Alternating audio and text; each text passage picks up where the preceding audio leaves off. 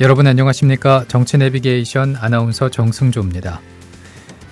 새누리당과 국가정보원의 2007년 남북정상회담 대화록 누설 사건에 대해서 검찰이 대부분 혐의 없음 처분을 내렸죠. 그러면서 대선 개입 댓글 현장을 잡아내려 국정원 직원의 집 앞에서 밤을 새운 야당 의원들을 감금죄로 약식 기소했습니다.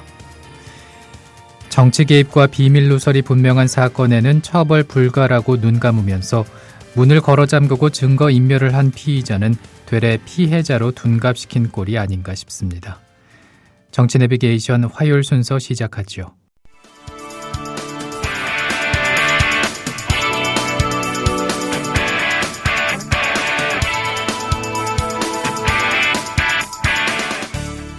현장성과 깊이가 다른 정치 해설. 지금 여러분께서는 정치 내비게이션을 듣고 계십니다. 진행의 정승조 아나운서입니다.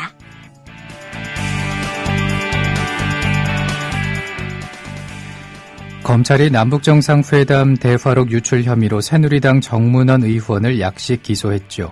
김무성 의원을 비롯해서 다른 새누리당 인사들은 무혐의로 처리했습니다. 사안에 비해서 처벌 수위가 낮고 형평성에도 문제가 있다는 논란이 일고 있습니다. 정가레이더 화요일 이 시간은 최영일 시사문화평론가입니다. 안녕하십니까? 네, 안녕하세요. 네. 지방선거가 애매하게 끝나고 다들 청와대 총리 인선 등 개각만 바라보는 상황에서 어제 검찰의 수사 발표가 있었단 말이죠. 네, 이미 대선 시기 문제가 됐던 NLL 대화록 유출에 관한 수사 내용이었는데 쟁점이 있어 보입니다. 정리해 주시죠. 네, 이게 정치 시계가 1년 전으로 돌아간 것 같은 상황입니다. 예. 네, 조금 전에 말씀 주신 대로 그 작년 상반기 이 NLL 대화록 유출 문제가 시끌했는데요. 여기에 대해서 이제 야당은 여권의 정문원 의원 등 여기 있는 김무성 의원, 권영세, 주중대사 여러 명이 포함되어 있습니다. 예. 이 남북 정상회담 대화록 어떻게 이 기밀을 보고 또 대선의 유세 과정에서 유출하게 되었는가 그 문제에 대해서 이제 고발이 있었던 것이고요. 또 반대로 이제 여권에서도 이 야당 의원들을 고발한 사건이 있었는데요. 예. 그 부분은 이제 대선 직전에 그 국정원 여직원 감금 사건 이렇게 알려져 있는 이 사건입니다. 어제 두 사건에 대한 이제 검찰의 수사 발표가 동시에 있었습니다. 먼저 그 NLL 대화록 유출 문제에 대해서는 새누리당 정문원 의원만 공공기록물 관리법상 비밀을 유출한 혐의로 약식 기소가 되었고요. 예. 약식 기소라고 하는 것은 이제 벌금형 약 500만 원 내외의 이제 벌금형이 떨어지는 것으로 이제 진행되는 사안입니다. 그리고 이제 이 재판으로 가더라도 이 서면으로만 이루어지기 때문에 굉장히 약한 이제 처벌 수위다 이렇게 인정하면 될 것 같고요. 이 28건의 관련 혐의 내용이 들어갔었는데 이 중에 단 한 개만 혐의가 인정된 것이고, 예. 아까 말씀드린 대로 김무성 의원, 권영세 주중대사, 또 그 이후에 전격적으로 이 대화록을 공개해서 파문을 일으켰던 남재준 전 국정원장 등, 이 모든 사람들이 다 무혐의로 발표가 된 겁니다.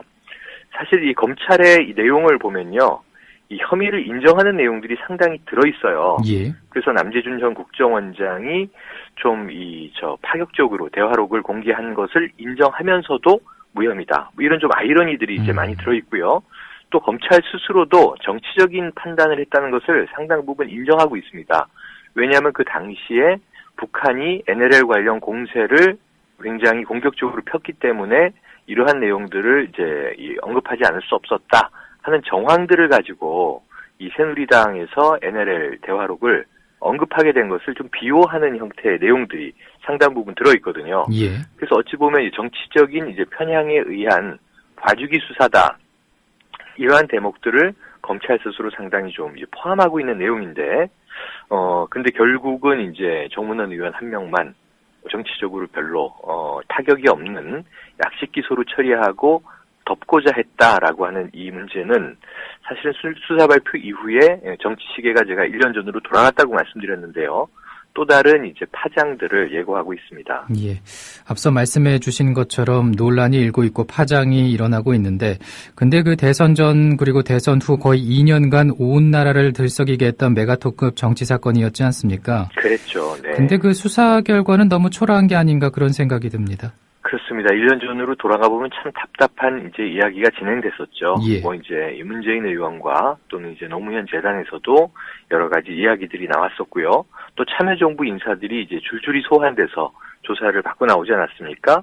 그러니까 이 사건에 정말 작년에 이게 비생산적임에도 불구하고 정쟁이 비화될 수밖에 없었던 그 과정들, 답답한 과정들에 비하면 수사 결과는 너무나 이제 미미하다 이렇게 볼 수밖에 없고요. 예. 그래서 조금 전에도 말씀드린 대로 야권의 비난은 정치 검찰이다라고 하는 이제 이 검찰의 정체성에 초점을 맞추고 있습니다. 전형적인 권력 편향적인 이 수사 아니냐. 이건 정권 봐주기 수사다. 그리고 이제 더 좀 가관으로 여겨지는 것은요. 대선 당시 국정원 여직원 감금 사건, 소위 감금 사건이죠. 여기에 대한 수사 발표를 동시에 했다라고 하는 것인데요. 그 내용을 이제 간단히 언급드리면 결국은 이제 4명의 이 당시에 민주통합당 의원을 포함해서 야권 관계자들이 이 국정원 여직원의 출근을 저지하고 가족의 출입을 제지한 등 감금 혐의가 인정된다라고 하는 내용입니다. 예. 그러니까 이게 어찌 보면은 왜 이런 일이 벌어졌는지에 대한 정황들은 다 빠져버리고요. 이 정말 열심히 일하는 국정원 여직원 하나가 오피스텔에서 근무 중에 엉뚱한 짓을 하고 있었는데 이 문을 가로막고 사실은 경찰도 그 자리에 배석해 있던 상황인데요. 예. 오히려 이제 야권의 관계자들이 이 여직원을 이제 겁박했다라고 하는 내용들을 오히려 이제 인정하고 있는 것이죠. 그래서 이 봐주기 수사와 물타기 수사, 이 검찰의 심각한 행태가 지금 확인되면서 이 그 사건 수사 발표의 향방이 또 어떻게 이제 흘러갈 것인지, 여야 관계에서 어떤 시끄러운 잡음들을 야기하는 또 불씨가 될 것인지 상당한 우려를 하지 않을 수 없습니다. 예. 그러면은 그 NLL 대화록 유출 또 국정원 여직원 소위 감금 사건은 이렇게 정리가 되고 이대로 끝나는 건가요? 일단은 뭐 검찰은 이렇게 넘어가고 싶은 상황이죠. 예. 뭐 재판부로 넘어가는 일이 뭐 약식 기소가 됐고 또 이제 이 고소고발자들이 어떻게 행위하느냐에 따라서 이제 좀 재판부에 가서 달라질 수 있는 여지가 있을지 모르겠습니다만 사실은 검찰은 상당히 지금 뭐 사건의 이후 과정을 축소하고 있는 상황이기 때문에 일단은 뭐 요 상태로라면 유야무야 흐지부지 될 수밖에 없는 상황인데요. 이 사건 자체가 2012년 대선 시기에 벌어진 일 아닙니까? 예. 그리고 또 이제 여기에 보면 지금 우리가 잊어가고 있는 사건이 또 이제 결합이 되는데요. 12월 16일 이 대선 후보 3차 TV 토론 직후에 일요일이었는데 경찰이 전격 발표를 했었죠. 뭐 댓글이 나온 게 없다. 별로 이제 이 국정원 여직원 관련해서 나올 게 없는 것 같다. 이런 이제 발표를 하면서 사실은 이 선거에 굉장히 지대한 영향을 준 거 아닙니까? 예. 저는 이제 주었다고 보고 있는데요. 이와 관련해서는 이제 얼마 전에 김용판 당시 경찰청장 무죄 판결을 받았습니다. 그리고 이제 원세훈 전 국정원장 판결이 남아있는데요. 이게 다 지금 연결돼 있는 사건들이란 말이죠. 예. 그래서 모두 얽혀있는 문제들이니까 이대로 결국은 묻고 갈 것 아니냐 하는 검찰의 의지를 확인할 수 있는 이제 지점들이고요. 남는 문제는 저는 국민들의 의지다 이렇게 봅니다. 물론 여기서는 야권의 의지가 이제 더 그 가운데 중심에 서 있겠습니다만 오늘 마침 지금 6월 10일을 우리가 맞고 있는데요. 오늘 87년 6월 시민항쟁이 이제 벌어졌던 기념일입니다. 예. 당시에 노태우의 이제 6.29 선언을 이끌어냈고 그 결과 지금의 87년 헌법체제가 들어섰는데요. 지금 여야 정치권에서는 뭐 개헌이 필요하냐 아니냐 하는 이야기도 솔솔 흘러나오고 있습니다만 사실은 그 27년 전에 벌어졌던 시민항쟁으로 만들어진 87년 헌법체제라도 제대로 지켜지고 있는 것인가. 우리가 지금 시대적인 고민을 해야 되는 상황에서 사실은 이게 권력을 장악하기 위해서 이 대선이라고 하는 민주주의적인 선거 절차를 우리가 뭐 준용해서 진행된 상황입니다만 결국은 지금 뭐 이 새 정부가 아니고 이제 2년 차에 들어섰으니까 중반으로 흘러가고 있죠. 예. 이 선거에 대한 정당성 문제가 아직도 계속 일각에서 시끄러운 그런 상황에서 이 사건을 검찰이 깔끔하게 처리하지 못하고 굉장히 많은 앙금을 남겨둔 상태에서 묻고 가고 있다, 덮고 가고 있다 이런 정황에 대해서 사실 오늘 우리는 어떻게 할 것인가 이 과제가 남는 문제다 저는 이렇게 생각을 합니다. 예. 그 말씀해 주신 거를 쭉 듣고 있다 보니까는 그 27년 전이나 지금이나 크게 다르지 않은 그런 상황인 것 같아서 그 정치 검찰 또 공안 정치 시국인 것 같아서 답답한데 그러면 도대체 무엇을 어떻게 해야 할 것인가 이런 점도 생각해 볼 필요가 있을 것 같아요. 그렇죠. 이제 상당히 막막하죠. 예. 작년 상반기에 이 NLL 전국도 사실은 야권이 상당히 말려들었다 저는 이렇게 보고 있고요. 또 이게 뭐 역사적인 일이고 왜냐하면 이제 남북 정상회담이라고 하는 역사적인 사건이지 않습니까? 예. 그리고 남북 관계에서 이제 그 김대중 정부 때의 남북 정상회담을 비롯해서 사실은 더 거슬러 올라가면은 이제 박정희 정부 때의 아주 전격적인 이 남북 관계에 대한 전향적인 합의 여기서부터 지금 여러 가지 이제 이 남북 관계의 기조가 만들어져 있는 그런 내용이고요. 예. 또 NLL에 대해서는 국제법적인 정말 뭐 학술적인 수많은 이제 이 논의들이 필요한 그런 시점인데 상당히 이성적인 접근이 배제된 상태에서 남북 대치 국면을 여권이 활용해서 이 적대적인 감정의 문제로 이제 비화시킨 것이거든요. 예. 그래서 보수 정권 시기에 이제 상당히 야권이 유리할 게 없는 쟁점입니다. 왜냐하면 북한과의 관계에서 뭐 퍼주기다 지금 수많은 이야기들이 하나의 이제 이 정치적인 수사 혹은 마타도로 우리가 이제 수년째 듣고 있는 상황인데요. 근데 이 문제들을 이제 이 야권이 결국은 뭐 여권이 이제 네거티브 하는 것에 말려들었을 때 어떤 정치적인 생산성이 없는 사안이다. 저는 이렇게 생각을 하거든요. 예. 작년에도 그랬고 대선 시기에도 그랬는데 결국은 이제 더 중요한 현재적 사안이 무엇이냐 하는 것에 우리가 좀 이 주목할 필요가 있는데 그것은 세월호 국정조사다 이렇게 생각을 합니다. 왜냐하면 이것은 뭐 이 지켜지고 있는 NLL을 뭐 이 지키지 않으려고 했었다라고 하는 하나의 이제 여권의 가설에 의해서 야권이 휘말려 들어가는 것보다는 사실은 이 세월호 국정조사라고 하는 것은 본격적인 우리 국민들의 생명과 재산을 보호해야 하는 국가란 무엇인가에 대한 질문을 이제 낳고 있는 것이고요. 예. 결과적으로는 그 국가 권력이 무능했었다라고 하는 문제가 제기될 수밖에 없고 여기에 대해서 뭐 현재 정부까지를 다 포함해서 개혁이 필요하다라고 하는 우리 사회의 드라이브를 지금 걸고 있는 사안이지 않습니까? 예. 그래서 이제 이러한 이 중요한 사안에 대해서 어제 국조특위도 계속 이어지고 있는데요. 기관 보고 결과 여야 합의는 계속 불협화음을 내고 있고요. 엇나가고 있습니다. 그 쟁점 사안을 본다면 이 기관 보고의 시기가 문제인데요. 기존의 여야 입장과는 굉장히 다르게 흘러가고 있다. 이걸 알 수가 있는데 오히려 야권이 좀 빨리빨리 국정조사 진행하자 이런 거였고요. 예. 여권은 이제 뭐 지방선거 끝나고 하자 이렇게 미루던 상황에서 지방선거가 끝나자 이게 여권의 입장이 돌변하고 있구나 이것을 확인할 수 있는데요. 여권은 6월 중후반에 하자 지금 이렇게 이야기하고 있고요. 예. 야권은 이제 7월 중후반에 하자 이렇게 한 달의 시기 격차가 납니다. 그 이유가 뭔가 들여다보면 핵심 요인은 브라질 월드컵입니다. 그러니까 브라질 월드컵이 이제 이번 주말에 월드컵이 개막을 하면 우리나라는 이제 6월 17일부터 이제 경기가 있어서 딱 6월 중순부터 6월 후반까지 경기가 있게 되고요. 또 16강에 올라가느냐, 또 만에 하나 8강에 올라가느냐 이런 이제 뭐 우리나라의 승률에 따라서 월드컵에 대한 국민들의 관심이나 열기가 좀 더 늦춰질 수 있겠죠. 예. 이런 상황에서 딱 월드컵 기간에 걸쳐서 여권에서는 국정조사를 진행하자, 기관 보고를 진행하자 이런 얘기인데요. 그것은 뭐 분명히 저희가 읽히는 상황입니다. 그러니까 월드컵 열기에 이 세월호 국정조사를 좀 묻어가보자 하는 심산이라는 게 뭐 이런 삼척동제라도 알 수 있는 사안인데요. 예, 그렇죠. 여기에 대해서 또 이제 여권의 뭐 변명도 있습니다. 뭐냐면 7월 14일에는 이제 새누리 전당대회도 있고 730에는 이제 재보선이 어찌 보면 지방선거의 리턴 매치가 될 수 있는데 예. 여기에 이제 세월호 심판론이 또다시 재현되는 것에 대해서 상당한 부담을 보이고 있는 것이죠. 그래서 이제 7월 중후반은 이 세월호 국정조사의 기관 보고는 불가하다라고 하는 것이 이제 여권의 입장으로 드러나고 있는데 이 문제가 매듭져지지 않으면 국정조사는 6월 2일 우리가 시작대를 돌이켜보면 진도 팽목항에 여야 특위위원들이 함께 가기로 했다가 어긋나지 않았습니까? 예. 야권 의원만 내려가고 여권 의원들은 싹 빠져버렸었는데 6.4 지방선거 끝나자 6월 5일 다음 날 함께 다시 이제 팽목항을 내려갔던 거죠. 그러니까 구체적으로는 6월 5일부터 이제 국조가 가동됐다라고 보는 것이 옳은데 이게 지금 뭐 일주일도 가동되지 않은 상황에서 가장 중요한 기관 보고를 놓고 빨리 하자 늦게 하자 하는 이 차이를 가지고 지금 이제 문제가 발생해 있어서 제대로 진행되고 있지 못하다.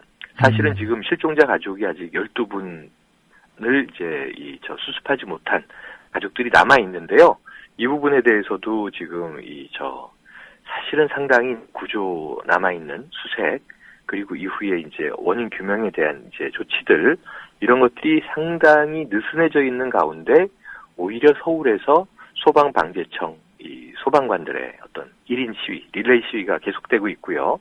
해경 해체 이후에 그러면 대안은 무엇인지 정부는 지금 총리 인선에만 국민들의 눈을 다 돌려놓고 하나도 이제 국가개혁, 정부개혁 이러한 것들이 진행되고 있는 소식이 없습니다. 그러니까 작년 이 인수위 이후에 새 정부 출범 초기에 인사 난맥상과 똑같은 문제만 벌어지고 있는데 말로만 지금 국가대개조 하고 있거든요. 예. 이런 부분에 대해서 우리 국민들이 너무 둔감해지면 안 되겠다.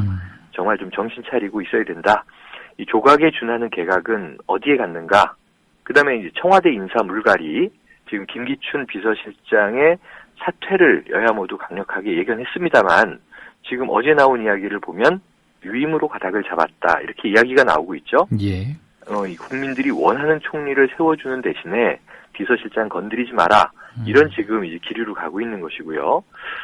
이 상황에서 지금 남아 있는 것은 결국 대통령의 대국민 담화에서 흘렸던 눈물 그리고 이제 6.4 지방선거에서 여권들이 똘똘 뭉쳤던 대통령 지키기 마케팅 이런 거 외에는 결국은 지금 세월호가 남기고 있는 부분들은 정부 주도로 진행되고 있는 상황들은 상당히 미미하다. 여기에 대해서 우리가 좀 적극적으로 집중해야 될 그런 시점이 아닌가 말씀을 드리고 싶습니다. 예. 이 시점에서 그러면은 향후 전국의 해법이라고 하면 좀 과할 수도 있겠는데 네. 만약 그렇다라고 한다면 방향과 대책이라도 좀 낼 필요가 있을 것 같은데 어떻게 말씀해 주시겠습니까? 네. 오늘 이제 87년 6월 10일을 생각하면서 2014년 6월 12일도 역시 좀 우리 사회는 좀 암울한 상황으로 보여지는데요. 아까 말씀 주신 대로 이제 공안 정치의 연장선에 있고요. 예. 민주화 과제는 계속 좀 브레이크가 걸려 있는 상황이라고 보는데 야권에 대한 바람을 간단하게 말씀드리면요. 한 두 가지로 요약을 해보겠습니다. 지금 여권은 야권과의 대결 구도에 관심이 없는 상황입니다. 예. 지금 차기 당권을 누가 장악할 것이냐를 가지고 벌써 이제 김무성 의원이 내가 당대표를 해보겠다. 그리고 또 서청원 의원이 이제 굉장히 여권의 원로임에도 불구하고 대통령 지키기는 아무래도 친박이 해야 되지 않겠느냐. 또 이제 이인재 의원 같은 오래된 분도 다시 이제 당권 도전을 한다고 해요. 지금 여권 안의 흐름을 본다면 이제 어떤 지금 정부와의 공조 또 이제 이 정권 재창출 이야기를 벌써 하고 있습니다. 예. 지금 야권은 정권 재창출이 아니라 지금 NLL 이야기를 한다면 2012년 대선에 지금 멈춰 있는 상황이죠. 그래서 지금 이 질주하고 있는 폭주기관차 이 집권 여당에 대해서 우리가 가만히 들여다보면 말이죠. 내부에서 권력 충돌이 일어나고 있으면서 이건 저의 사적인 관측입니다만 내버려두면 내파하겠다 이런 생각이 들고 있습니다. 야권이 준비해야 될 건 두 가지예요. 하나는 마침 이게 제가 고민하던 문제를 어제 지도부에서 얼핏 얘기하긴 했습니다만 대안 정책을 준비하는 수권 정당의 면모를 갖춰나가자. 지금 이제 이 새정치민주연합의 조직 개혁이 필요한 시점이다. 사실 국가대개조라는 굉장히 거대 담론에 우리가 묻혀 있다 보니까 뭔가 대단한 일이 벌어질 것 같지만 사실은 정부 조직 개편 이외에 별게 없거든요. 예. 사실 국가가 로봇도 아니고 개조를 어떻게 하겠습니까? 설계 변경을 해서 그 안에는 다 국가는 뭐냐면 국가가 국민이잖아요. 결국 우리 헌법체제상 본다면 그렇죠. 국민을 개조하지 않으면 국가는 개조되지 않는 것인데 이것을 일개 정권이 이제 운운한다는 것 자체가 헌법 정신에 위배되는 것일 수 있거든요. 그렇다면은 이제 제일 중요한 것은 정부는 정부대로 어쨌든 이 개조하고 개혁한다고 하니 국민들은 지켜보면서 감시와 견제, 질책을 해야 되는 상황인데 문제는 이게 여권이 스스로 물고 뜯고 싸우다가 무너지고 해체된다고 하더라도 국민들의 입장에선 대안 카드라는 게 있어야 되지 않습니까? 예. 여권이 못하면 야권이 하는 것이고 야권이 이제 못하면 또 여권이 하는 것이고 또는 그 외에 소수 진보 정당이 그 틈새를 메꿔줘야 할 것이고 굳이 진보 정당이 아니라 하더라도 보수 진보를 망라한 시민 세력들이 국민들이 원하는 이제 어떤 국가적 흐름을 만들어가기 위해서 정치 활동 등을 하는 것인데 지금 집권 여당을 제외해놓고 생각을 하면 이 권력 권력을 행사하고 있는 그 어떤 것도 없어요. 통제 범위 내에 있든가 아니면 스스로 자멸하고 있든가 하는 지형이기 때문에 국민들이 이제 답답한 것이죠. 여러 차례 선거를 치르면서도. 그래서 정말 6월 10일 맞이해서 야당은 87년 시민항쟁 정신으로 돌아가서 첫 번째로는 국민들이 원하는 대안 정책은 무엇인가, 그것을 좀 올바르게 수립을 하고 집권 여당이 못하는 역할을 해주고, 그 다음에 그것을 실행할 수 있다, 실천할 수 있다라고 하는 조직적인, 지금 의원 수가 이 여당보다 불과 몇 명 적은 거거든요. 지금 적지 않은 야당이지 않습니까? 예. 그럼 뭔가 이제 어떤 이 국가적인 사안을 실천할 수 있는 기반을 좀 국민들에게 신뢰를 줄 수 있는 형태로 만들어줬으면 좋겠고요. 그리고 이제 집권 여당이 가장 못하고 있는 것이 무엇인가? 그것은 국민 공감이거든요. 그리고 정부를 우리가 불통, 불신, 이렇게 이제 비난을 하는데 그 국민과의 소통을 하지 못하고 있는 부분들을 야당이 장악해 들어간다면 저는 국민들과 교감하는 것 외에 이 정당이라고 하는 정치 조직이 어떤 힘이 있겠습니까? 이 진보당에 대한 문제도 우리가 조금 이제 짚어봐야 되는데요. 진보당이 지금 요즘에 계속 선거 분석이라든가 보면 가장 심각한 문제는 대중 노선의 실패라고 보여지거든요. 예. 다른 것보다도. 그래서 일단 이미지 자체가 국민들에게 비호감으로 가고 있는 것이 문제다라고 하는 분석과 진단이 이제 많이 나오고 있는데, 그렇다면은 이 진보라고 하는 측에서도 어떻게 그럼 국민들에게 공감을 이끌어낼 것인가? 진심으로 국민을 위한 정치 조직이라고 한다면 집권 여당과 차별화하면서 우리가 진짜다라고 하는 것을 이제 입증하고 보여줄 수 있어야 하는데, 물론 이제 워낙 탄압을 많이 받다 보니까 공안정국에서 해체될지 말지 지금 이제 위기 기로에 놓여 있다 보니까 숨 돌릴 틈이 없는 것도 이제 인정은 됩니다만, 그래도 이왕 합법정당으로 기성정치제도 내에서 싸우고 있는 만큼 이러한 국민 공감과 소통만 장악하더라도 이 여권이 보여주지 못하고 있는 강력한 힘을 발휘할 수 있다. 오히려 이걸 역발상을 한다면 그렇게 어려운 것이 아닐 수도 있다. 이렇게 좀 우리가 새롭게 마음을 다져야 되는 시기인 것 같고요. 아까 말씀드린 대로 집권 여당은 제가 보기엔 내버려두면 이 내부 권력 충돌 과정에서 내파할 것이다. 이번 지방선거의 경우에도 야권이 잘해서 9대8이 된 게 아니지 않습니까? 예. 여권이 스스로 말아먹은 지역, 스스로 이제 뭔가 좀 초조해하다가 결국은 정몽준 후보처럼 정말 국민들이 깜짝 놀랄 만큼 어떻게 저런 분이 칠선 의원을 했을까라는 의문, 이 퀘션을 제기할 만큼 스스로의 바닥을 보여주고 있었기 때문에 침몰한 그렇죠. 것이거든요. 이러한 일들은 앞으로도 비일비재할 것이라고 저는 보기 때문에 사실은 야권이 준비할 것은 스스로의 실력이다. 이렇게 이제 말씀을 꼭 드리고 싶습니다. 예. 오늘 말씀 고맙습니다. 네, 고맙습니다. 국민 라디오 지지하는 4가지 방법 아시나요? 다운로드하기, 별점 주기, 댓글 달기, 구독하기. 국민 라디오를 보다 많은 이들에게 전할 수 있는 가장 손쉬운 방법. 다운로드하기, 별점 주기, 댓글 달기, 구독하기. 잊지 마세요. 다운로드하기, 별점 주기, 댓글 달기, 구독하기.